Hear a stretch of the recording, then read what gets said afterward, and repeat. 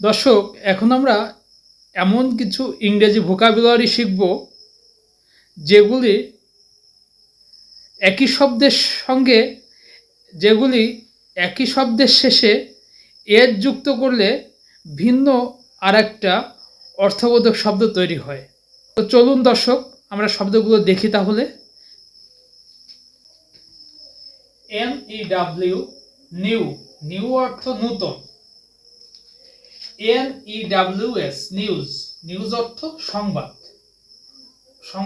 সংবাদ অর্থাৎ হচ্ছে ইনফরমেশন। নিউ অর্থ নূতন, নিউজ অর্থ সংবাদ। দর্শক, নিউ, NEW, নিউ, নিউ অর্থ নূতন।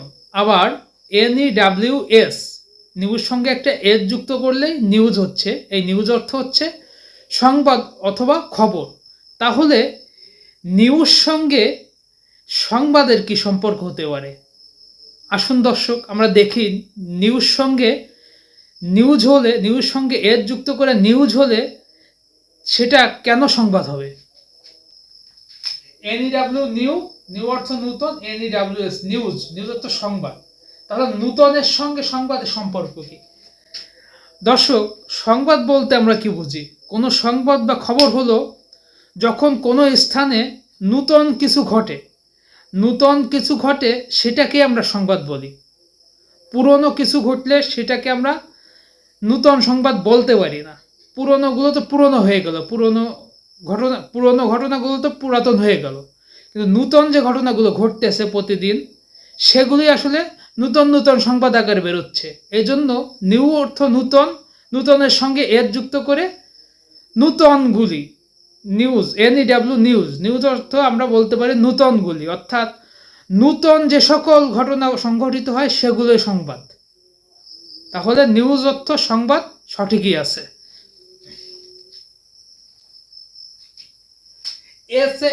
স্যান্ড, স্যান্ড অর্থাৎ বালু। SANDS, স্যান্ডস, স্যান্ডস অর্থাৎ মরুভূমি। স্যান্ড অর্থাৎ বালু, স্যান্ডস অর্থাৎ মরুভূমি।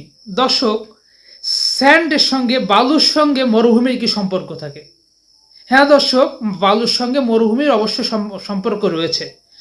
আমরা যেখানে মরুভূমি দেখি সেই মরুভূমিগুলো আসলে কি হয়?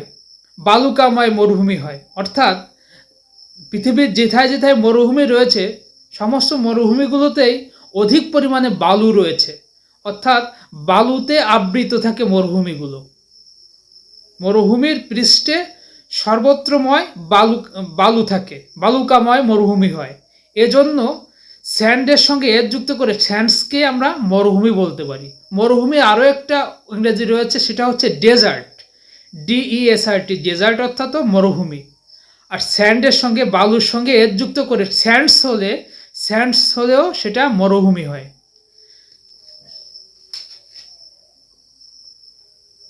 3 নাম্বার হচ্ছে কালার, COLOUR।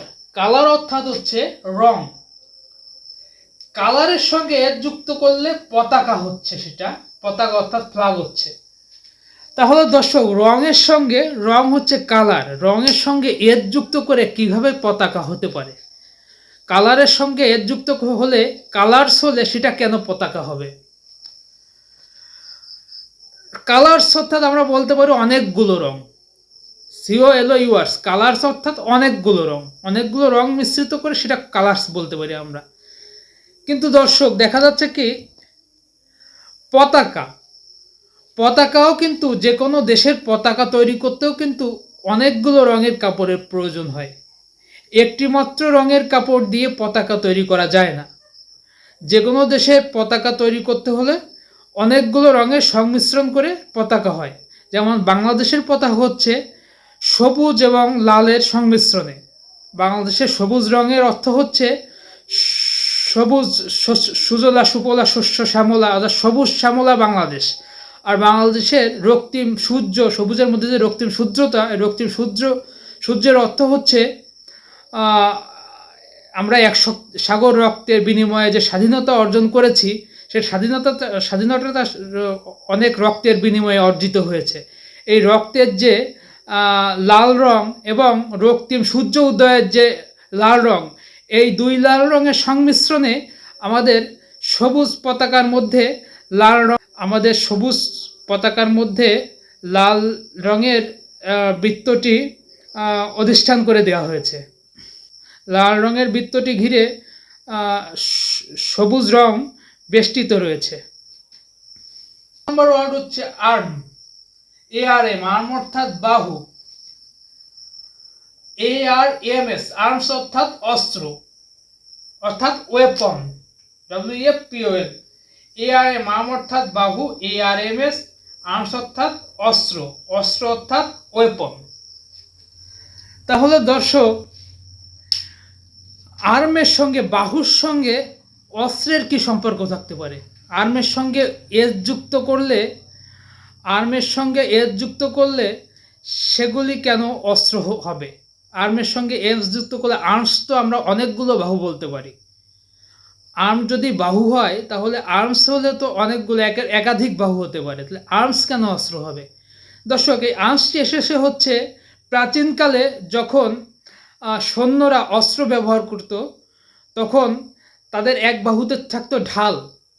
তাদের এক হাতের বাহুতে একেবারে ঘাড় হতে আঙ্গুল পর্যন্ত, এক হাতের ঘাড়, বাম হাতের ঘাড় হতে আঙ্গুল পর্যন্ত সৈন্যদের ঢাল দ্বারা ঢাকা থাকতো। আর ডান হাতে থাকতো অন্য মেটালের অস্ত্র, সেটা হতে পারে, কোনো বড় তরবারি হতে পারে। ডান হাতে থাকতো বড় তরবারি অথবা বড় মেশিন গান অথবা তীর অথবা ধনুক, যে কোনো একটা থাকতো। আর বাম হাতে থাকতো, বাম হাতের ঘাড় হতে আঙ্গুল পর্যন্ত থাকতো ঢাল। এ কারণে যেহেতু অস্ত্র ব্যবহার করতে সৈন্যদের দুই হাতই ব্যবহার করা লাগতো। আমরা দুই হাতে একত্রে, যদি আমরা দুইটা আর্ম হলে দুই হাত একত্রে তো আর্মসই হবে। এই জন্য ওই আর্ম থেকে, ওই দুইটা হাত থেকে এবং অস্ত্রের ব্যবহার বিবেচনা করে দুইটা হাতকে একত্রে আর্মস বলা হতো এবং অস্ত্রকেও একত্রে আর্মস বলা হয়। এছাড়াও আর্মস বলতে আমরা বলতে পারি কতগুলা সৈন্য, যখন একাধিক সৈন্য হয়। দর্শক, আর্মস বলতে আমরা আরও বুঝি যে যখন কোনো যুদ্ধক্ষেত্রে বা কোনো যুদ্ধের ময়দানে একাধিক সৈন্য থাকে, তখন একাধিক সৈন্যের বা বহু সংখ্যক সৈন্যের বহু সংখ্যক আর্ম থাকে এবং বহু সংখ্যক আর্মের হাতে বহু সংখ্যক অস্ত্র ব্যবহৃত হয়। এই জন্য অস্ত্রকে ভাবার্থে আর্মস বলা হয়েছে। অনেকগুলো হাত থেকে, অনেকগুলো বাহু থাকে সৈন্যদের, এই অনেকগুলো বাহুর হাতে অনেকগুলো অস্ত্র থাকে। এই জন্য অনেকগুলো বাহুকে একত্রে আর্মস বলে, এজন্য অস্ত্রকেও আর্মস বলা হচ্ছে। অর্থাৎ বাহু ছাড়া অস্ত্র ব্যবহার করা যায় না, এই জন্য অস্ত্রকেও আর্মস বলা হচ্ছে। GWD, গুড অর্থাৎ ভালো। GWDS, গুড অর্থাৎ মালপত্র। WWD, গুড অর্থাৎ কাঠ। WWDS, WWDS, গুড অর্থাৎ বন অথবা ফরেস্ট। GWD, গুড অর্থাৎ ভালো। GWDS, গুডস অর্থাৎ মালপত্র, মালপত্র অর্থাৎ অ্যাক্সেসরিজ। ACCESSORIES,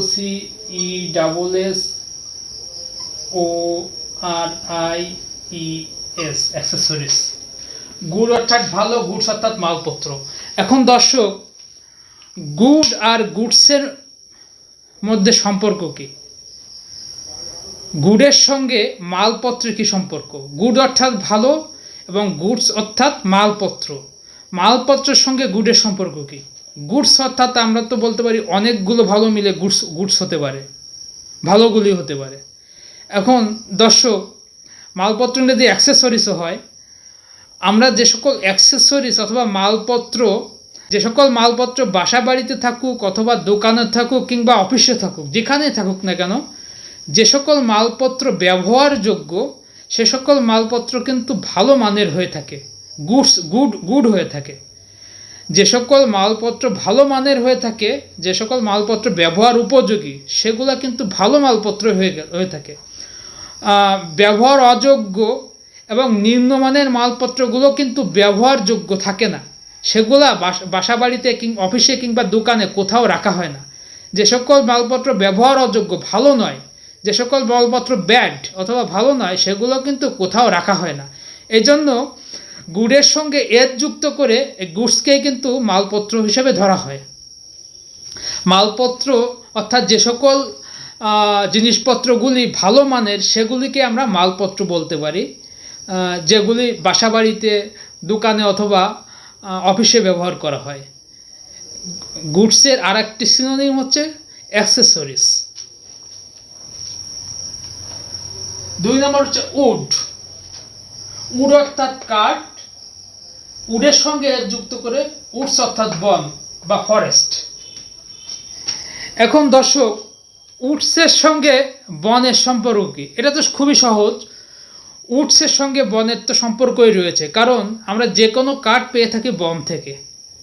যে কোনো গাছপালার সমন্বয়ে বন তৈরি হয়, অর্থাৎ বন মাত্রই কাঠ পাওয়া যাবে।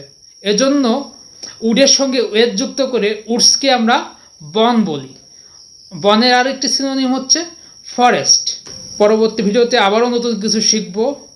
শুভরাত্রি।